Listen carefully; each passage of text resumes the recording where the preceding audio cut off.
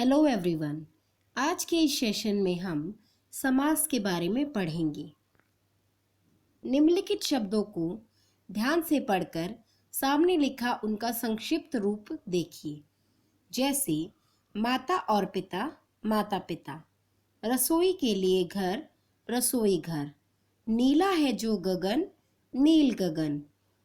ये संक्षिप्त रूप माता पिता, रसोई घर, नील गगन समास के उदाहरण हैं। तो समास का अर्थ है संक्षेप यानी विस्तार रूप। समास द्वारा भी नए शब्दों का निर्माण किया जाता है। समास में दो या दो से अधिक शब्द मिलकर एक संक्षिप्त रूप धारण कर लेते हैं। तो समास की परिभाषा है परस्पर संबंध रखने वाले दो या दो से अधिक शब्दों के मेल को समास कहते हैं। और समास के बारे में जानने से पहले आपको समस्त पद और समास विग्रह के बारे में भी पता होना चाहिए। तो समस्त पद होता है, समास रचना में दो पद होते हैं। पहला पद पूर्व पद कहलाता है और दूसरे पद को उत्तर पद कहते हैं। इन दोनों के मेल से एक नया शब्द बनता है जिसे समस्त पद कहते हैं। जैसे रसोई घर, नील गगन आदि। समास विग्रह। जब समास के सभी पदों को अलग अलग किया जाता है तो उसे समास विग्रह कहते हैं। जैसे रसोई के लिए घर, नीला है जो गगन आदि। तो आपने देखा रसोई घर, नील गगन यहाँ पर समस्त पद है और रसोई के लिए घर और नीला है जो गगन ये समास विग्रह है। अभी हम समास के भेदों के बारे में पढ़ेंगे। समास के 6 भेद होते हैं। कितने? 6 भेद। सबसे पहले है तत्पुरुष समास, कर्मधारय समास, द्विगु समास, द्वंद्व समास, अव्ययी भाव समास और बहुव्रीहि समास। अब हम इन सभी भेदों को विस्तार पूर्वक एक एक पढ़ेंगे। सबसे पहले है तत्पुरुष समास। जिस समस्त पद में दूसरा पद प्रधान हो तथा विग्रह करने पर कारक के विभक्ति चिन्ह आए उसे तत्पुरुष समास कहते हैं। कर्म कारक की विभक्ति को का लोप। जैसे यहाँ स्वर्ग प्राप्त एक समस्त पद है और उसका समास विग्रह होगा स्वर्ग को प्राप्त। वैसे ही वन गमन यहाँ पर समस्त पद है और वन को गमन उसका विग्रह है। करण कारक की विभक्ति से या के द्वारा का लोप। हस्तलिखित, हस्तलिखित समस्त पद है, हस्त से लिखित समास विग्रह है। तुलसीकृत समस्त पद है, तुलसी द्वारा कृत समास विग्रह है। अगला है संप्रदाय कारक की विभक्ति के लिए का लोप। यज्ञशाला समस्त पद है, यज्ञ के लिए शाला समस्त समास विग्रह है। विद्यालय समस्त पद है और विद्या के लिए आलय समास विग्रह। अपादान कारक की विभक्ति से का लोप। यहाँ जन्मांध समस्त पद है और जन्म से अंधा समास विग्रह है। भयभीत समस्त पद और भय से भीत है उसका विग्रह समास विग्रह। संबंध कारक की विभक्ति का, की, के का लोप। घुड़ दौड़ यहाँ पर समस्त पद है और घोड़ों की दौड़ समास विग्रह है। राजपुत्र समस्त पद है, राजा का पुत्र समास विग्रह है। अगला है अधिकरण कारक की विभक्ति में पर का लोप। जैसे गृह प्रवेश यहाँ पर समस्त पद है, गृह में प्रवेश समास विग्रह है। घुड़ सवार, घुड़सवार समस्त पद है और घोड़ों पर सवार उसका समास विग्रह है। अगला है कर्मधारय समास, जहाँ दोनों पदों में उपमान उपमेय या विशेषण विशेष्य का संबंध हो उसे कर्मधारय समास कहते हैं। जैसे कमल नयन, कमल के समान नयन। तो यहाँ पर कमल नयन में नयन की तुलना कमल से की गई है।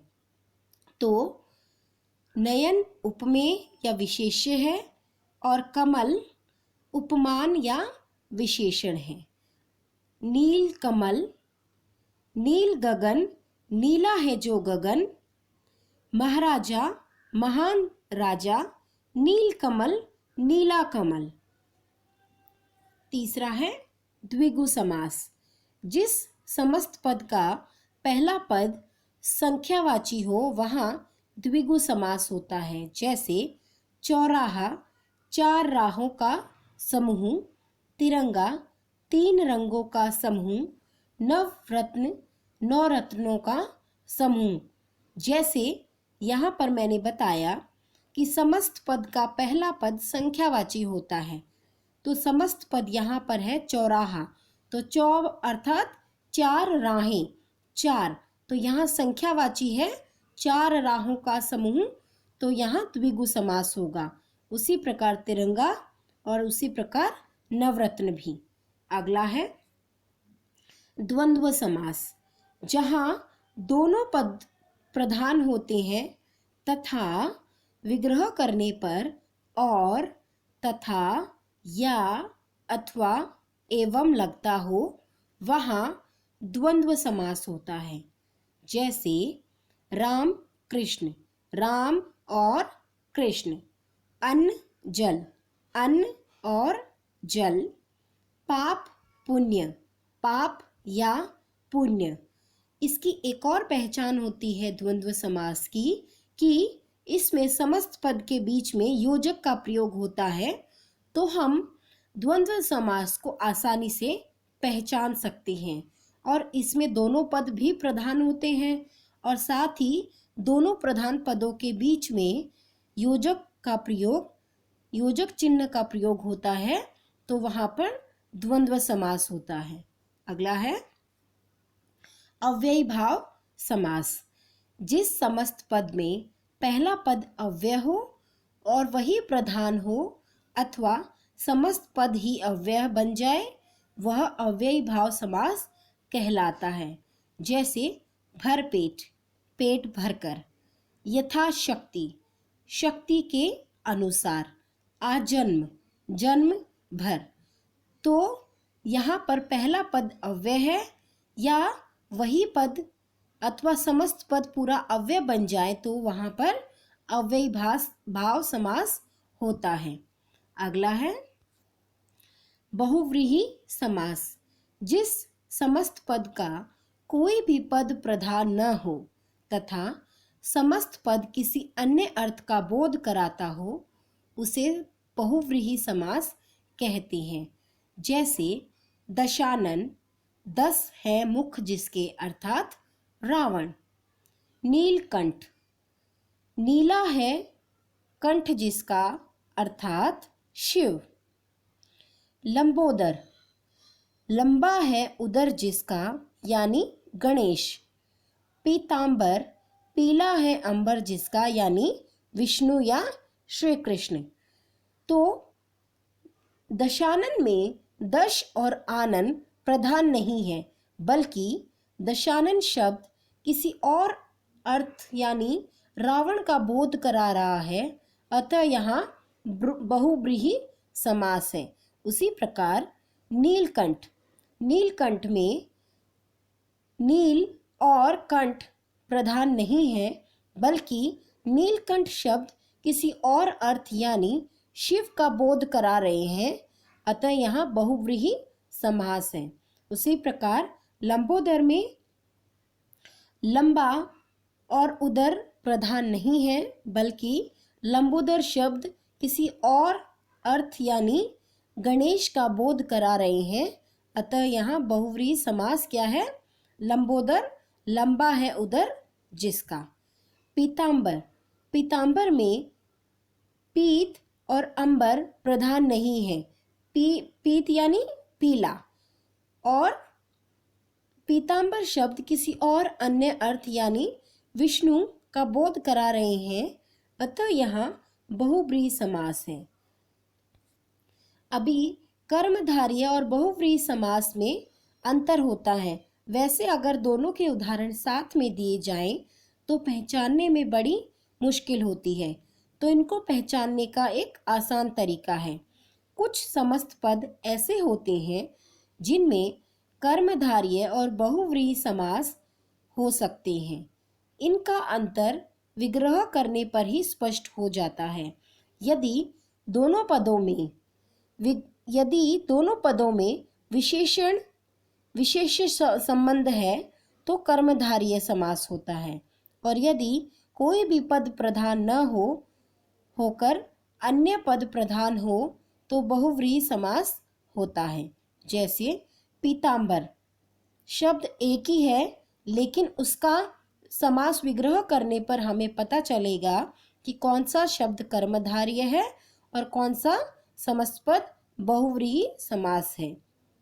तो पीतांबर, पीत यानी पीला, अंबर यानी वस्त्र।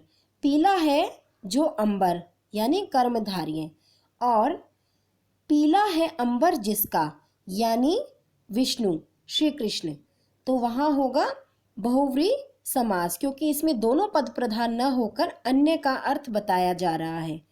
नीलकंठ, नीला है जो कंठ यानी कर्मधारय। नीलकंठ, नीला है कंठ जिसका, अर्थात शिव। यहाँ पर बहुव्रीहि समास है। तो आपने समझा किस प्रकार से हम बहुव्रीहि और कर्मधारय में अंतर कर सकते हैं। तो मुझे आशा है आपको समास अच्छे से समझ में आया होगा और उसके भेद भी आपने भली भांति प्रकार से समझ लिए होंगे।